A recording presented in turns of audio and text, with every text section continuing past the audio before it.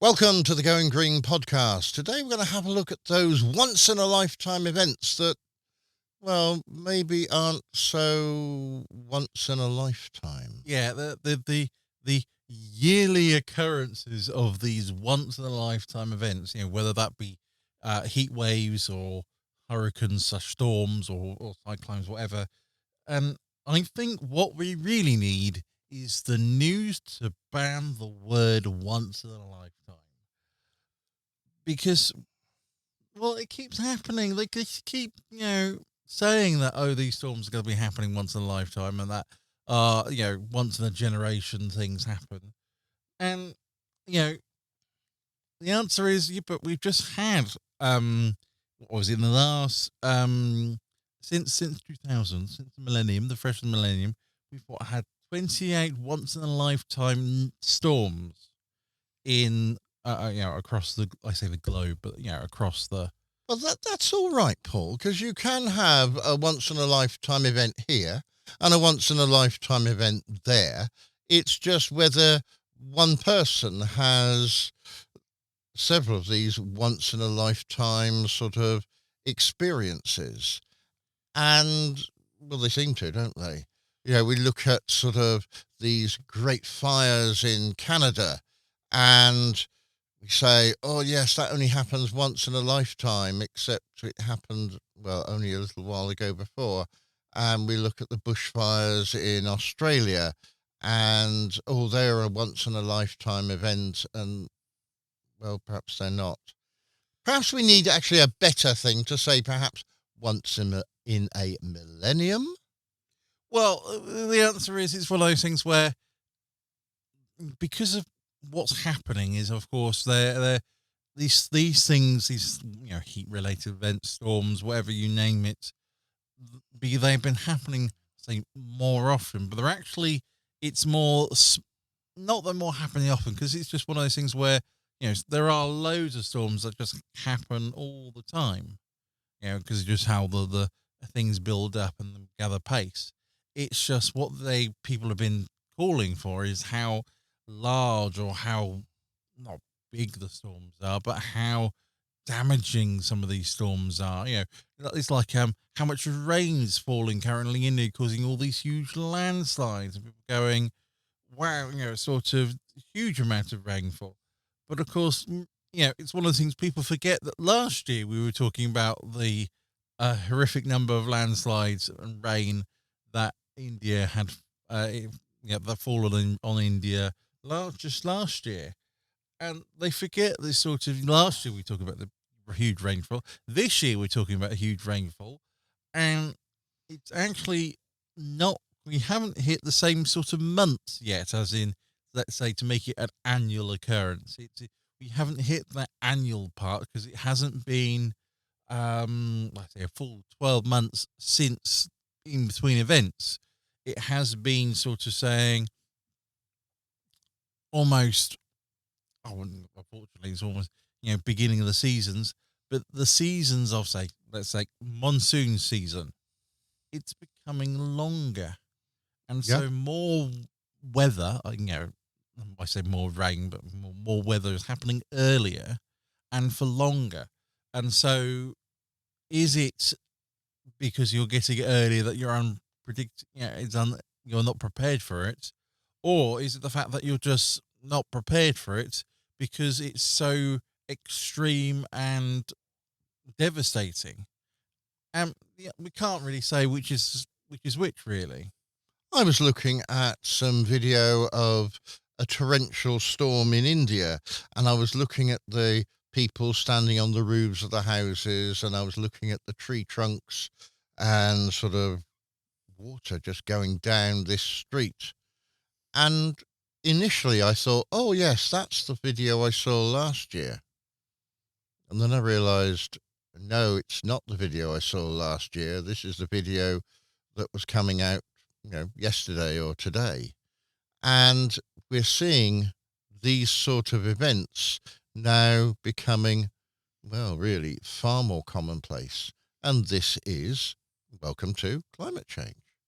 Yeah, and we're not saying how unfortunate these events are, because some of these events are they're bad and catastrophic. We're not taking away anything of that, but it's people keep saying sort of welcome to the new normal, and then everybody's surprised that it's happening and this is normal. Like saying, it's like people expecting sort of the seasons to be sort of, you've got your snow in winter and you've got your rain in spring and you've got your nice summer, clear blue skies in summer, and autumn is once again raining. It's happen.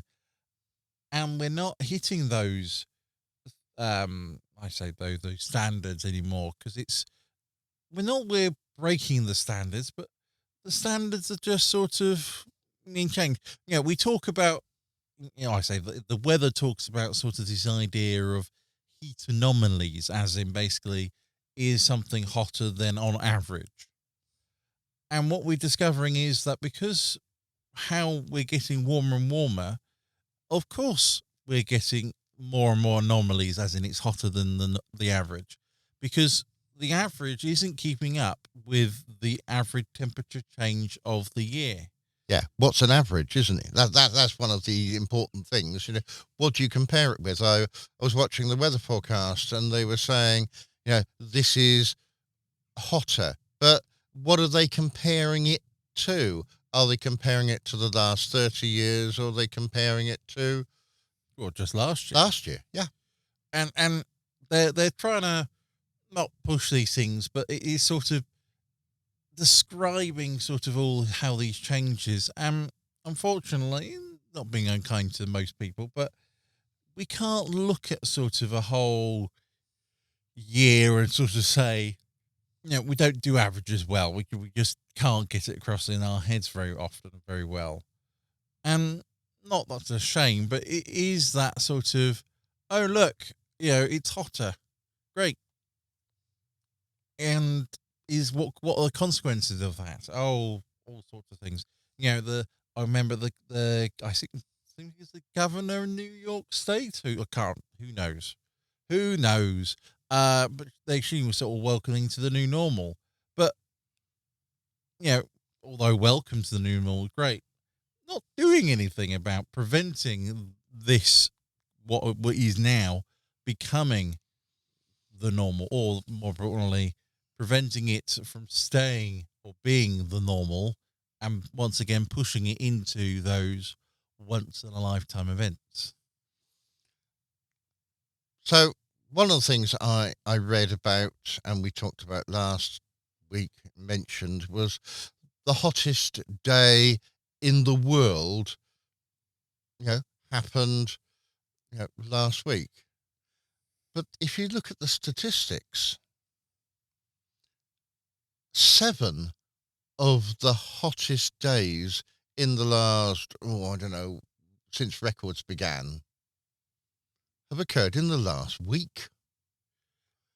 So, not only are they breaking the record, one day, they break it another day, and then perhaps, well, they don't necessarily break it the next day, but it was sort of still very, very, very high, and it was the second highest on record. It's as you say, this is becoming the new normal, to break a record. I watch some sport, and every year I see these world records being broken. I don't expect to watch the weather forecast and see each year these records broken. But this is what we're coming down to. We are looking at this happening now more often as we experience this climate change. We talked about worrying about getting to sort of 1.5 and the consequences of getting to 1.5. Well, we're arriving at 1.5, and we are seeing these major changes starting to take place. And there are still people out there arguing that, no, this isn't happening. Well, just look around you and you can actually see that it's happening. Now, is this happening just because of man-made events? And I think the answer is no. Quite honestly, I can say it's not all due to man-made events. probably 99%. But, I don't think you can put it down to all. We know that climate does change. We look back over the centuries at various different things, and we've seen that the climate does go through cycles. But at the moment, we're seeing these cycles happening much faster. We were looking at extinction, and we were saying that things do change, extinction events do happen. But this one seems to fit squarely into man's remit. We are seeing these changes, these once in a lifetime things happening all the time. Perhaps you should go to visit the zoo and see perhaps a lion, because that could become, Paul, a once in a lifetime event, because next year you go, there aren't any lions anymore. Yes, it's quite awkward thing to say about all those. It was reading that that the UK apparently last year got to a nice warm, bustly temperature average that was predicted or had been estimated that the UK would reach by 2050, and we've got there. And we've got there 25 years early, approximately. And that just shows you how things are accelerating, and not being mean or anything, but it's no one's hitting the brake. It's we just keep pushing our foot down on the pedal on the accelerator, and then wondering why we're going faster and faster and faster. Breaking the records, keep breaking you look at the time between I say breaking a record, or how long a record is in place, and that time is getting shorter and shorter and shorter, as in the pace of which the record is being not being broken at is getting faster. But is the temperature is rising over year, and it basically is rising and rising and rising, and we'll get to a point where we're breaking it every year, or even worse, every day. Well, we were looking a few weeks ago at the amount of CO2, and since basically we've decided that it's about time we actually lowered the CO2, and we have these COP conferences, and we decide that what we're going to do is we're going to lower the amounts of CO2. We all agree we're going to do this, that, and the other. And then we look at the next few years after that, and they are still record-breaking years for the levels of CO2. It isn't that we're slowing down, it's that we are still going up. We may be slowing down, but each year upon year, the CO2 levels are still rising. We haven't got to the point where we've stopped it and we've actually put it in decline. We're just trying to slow things down. But, well, I suppose we've got to put economics of our country first, isn't it? That's got to be done. And climate takes the back seat. Yeah, and now I understand all these, all the pledges of reaching peak CO2 production, whatever date. And don't get me wrong, I understand that's probably a good idea to state and say that's the peak of when we're going to reach the maximum CO2. But of course, that's the maximum CO production at the rate of we're producing CO2. It's one of those things where, if you're barely getting a country to agree on that, it's a bit of a problem. But that's the issue we've got, is that countries are basically prioritizing themselves and not the short term, but it's hard to say to work on the not the climate, the longevity of things, but they're not going to be around for the next 30, 40, 60, Well, we have to look at the important bits. We have to look at that the country does have to put the feeding, the basically the wealth and health of their people first. They've got to do that, because otherwise, perhaps, we're not going to have any water to drink, or we're not going to have any electricity to power or the country is going to run out of money because we've got runaway inflation. We've got all of those problems to solve, and they are important. But this is our only planet. There is no alternative. If we don't do something and we only look at the short term, then what happens to the long term? Well, the long term goes to pot, and it doesn't matter then whether you've got enough money in the country, you've got enough water in the country today, because Well, there won't. I say, yeah, won't be a country to look after. Yeah, the answer is it's sort of if there are no people, then what's the point? Which is the whole crisis of all these sort of situations. and that is true in some countries. They're facing famine, droughts. They are facing floods. They are, and I'm talking about when they're these floods. I mean, these floods are the ones that sort of take out, your town, your livelihood, everything. Yeah, there's not really much to say apart from where we should be prioritizing, which is a whole different argument story, which we've talked about many times on this podcast.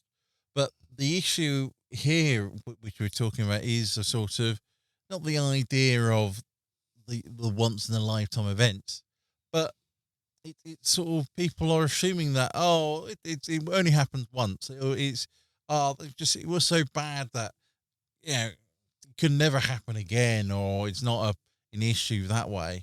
And year upon year, it's happening again and again. It's like it's like living on I say a floodplain, but it's sort of let's say a river floods every year, and sort of you don't do anything to stop it, and then you say my house keeps flooding every year. Well, perhaps firstly you should have been living there, built a house there.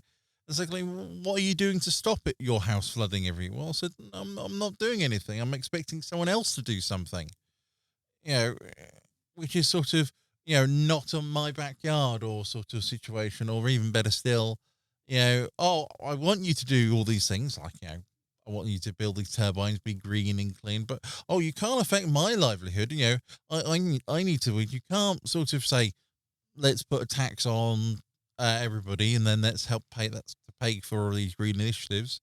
Oh, you can't do that because, of course, you know,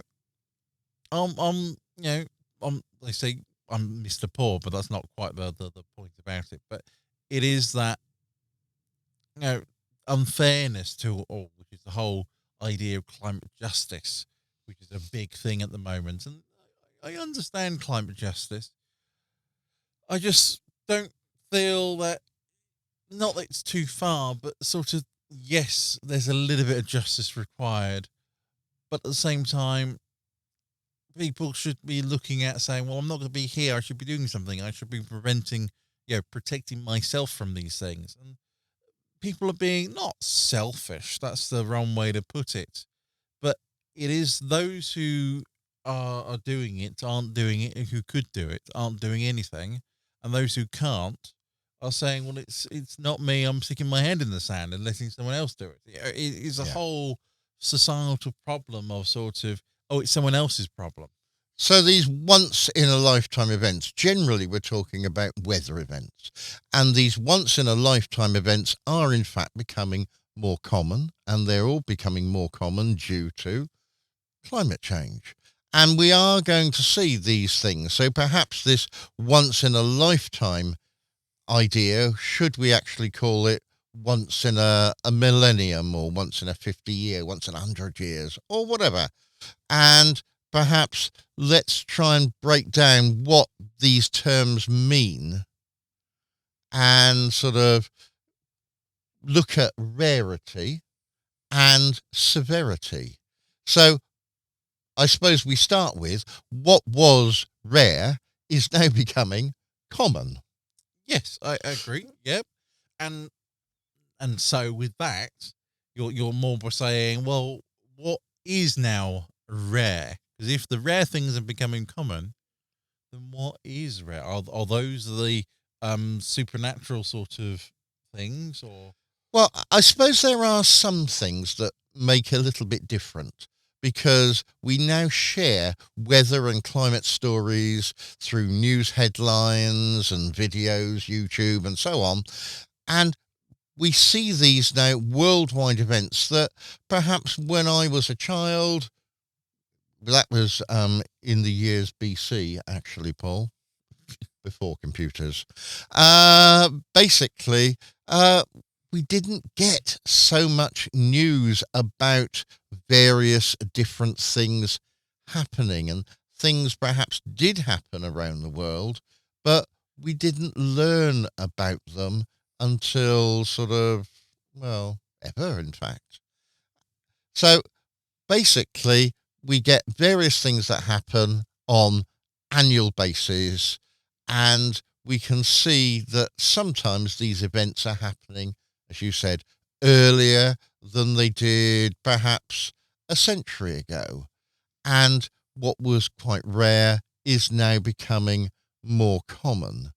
So we've got this idea that we've got climate change, we've got more extreme events, but we are seeing now events that our great grandparents would never have experienced, and they would have been seen to be extremely rare, now happening more often. Things, the events then of happening are now happening more often than they were, let's say, 100 years ago. And so we can see that these events are happening more often.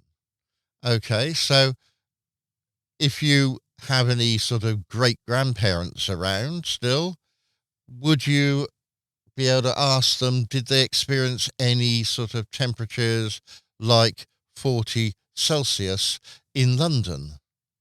But last year, London did manage to sort of get this 40 degrees. Now, will it get there this year? And will it break that record? Well, current rate is going, it's not. But we did survive our hottest June on record. It didn't actually reach Hemel Hempstead, I will be honest. If we'd lived on the other side of Britain, then maybe we would have. But we had a lot of fog instead. Well, yeah, I was going to say a lot of cloud, but Yeah. yeah, it's the same idea.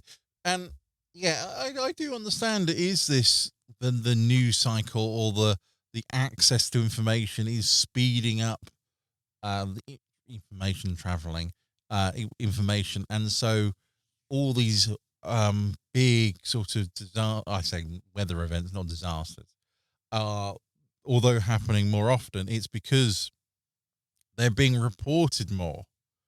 And you've got to look at sort of, is the fact that they're being reported more, I mean they're happening more often because of course they're being reported more often. It's all these.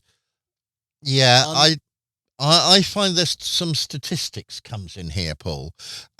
So if we say once in every 100 years, what do you think that means? Well, I presume it means let's take the yearly average of 100 years, and it happened once. That's the lovely line they call it. That's you predict sort of. So yeah, it makes it sound like you're going to have to wait years to see a magnitude event like that. But basically, if you say that something happens sort of 1 in 100, that means you've got a 1% chance of this happening. Now, a 1% chance can happen several years in a row. But if you then go back over the sort of 100 years or so, having a look at it, it should happen once. Now, maybe it will happen twice. And that still is sort of reasonable to say, yes, it's sort of, yeah, that's a sort of a 2% chance or a 1 in 50. But these sort of events can't be thought like this. You can't really say once in a millennium, once in 100 years, once in every 50 years. You can merely say you've got a 1% chance of this, or perhaps it's coming more common, a 2% or 5% chance of these things happening. When I listen to the weather forecast explaining how some of these things work, quite often they're using statistics to try and describe where and what's going to happen. It's most likely to happen here. Sort of, we're going to have a shower today, and I look at the weather forecast and it says I've got a 50% chance of having a shower today, and that means that we'll probably get one, but we might not. Yeah, it is this idea of not the risk, but the probability of events occurring. And, it's right that how we describe events occurring in this way of saying, is it likely to happen, or sort of the chance of happening? Because it is all probability, it is all guesswork, it is all chance. And that, not that we're being unkind, but we're not very good at sort of understanding chance in relation to, you can roll a dice 6 times and always get sixes, and you say, oh, that's a loaded dice.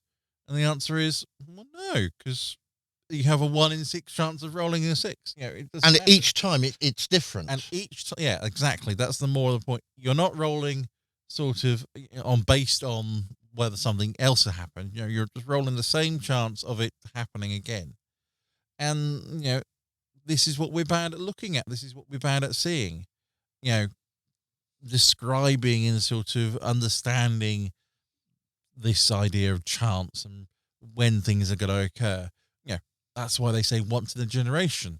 Yeah. So one of the ways you can think of that is saying, well, what's the record period for understanding this events? So you can look at sort of weather records, and you can look for those over the last perhaps 150 years. Maybe you could look at the ice levels to have a look at something, and maybe we could do that over 1,000 years. We can look at tree rings, and maybe we could do those over perhaps 1,500 years. And you can look at those sort of records, and you can see that perhaps it's time that also makes a difference. If we've only got records for the last 10 years, then you can't have a 1 in 100 year event if you've only got records for the last 10 years. Yeah, I know. So, we can understand certain things like, the weather is always changing, and the weather does make a difference here. Climate change is increasing the severity. It is increasing the consequences of extreme events. We've seen that happening.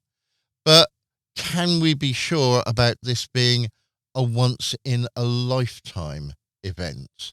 Certain things, we're doubling the chances or tripling the chances of something happening. But it takes sort of us to look at the statistics of these things to try and work out what's going on. So perhaps we need some better words here to describe extreme events. So we don't like this once in 100 years, once in 1,000 years, but it does give an idea of how rare something is. The fact that we've had sort of 7 days of the hottest on record. It doesn't necessarily sort of reflect with what's actually happening. It's sort of, you look at sort of, do you classify that time of sort of, every day breaking weather, we'll say, oh, you just lump it all together. Well, previous day was hot. Well, then surely the next day is going to be hot because of that. And then you've just got sort of this week was record breaking as opposed to the individual days being record breaking. But, it relates back to you saying is sort of what you're referring to. I was talking about the average of the temperature moving upwards as we're getting warmer and warmer. And the answer is, well, if we're building heat in, as everything's getting hotter and warmer, then of course it's always breaking an average, or breaking the average temperature is always breaking, because the average temperature is going up. And are you surprised that a moving average, or an average that's going up, is breaking the previous average? Yeah, yeah.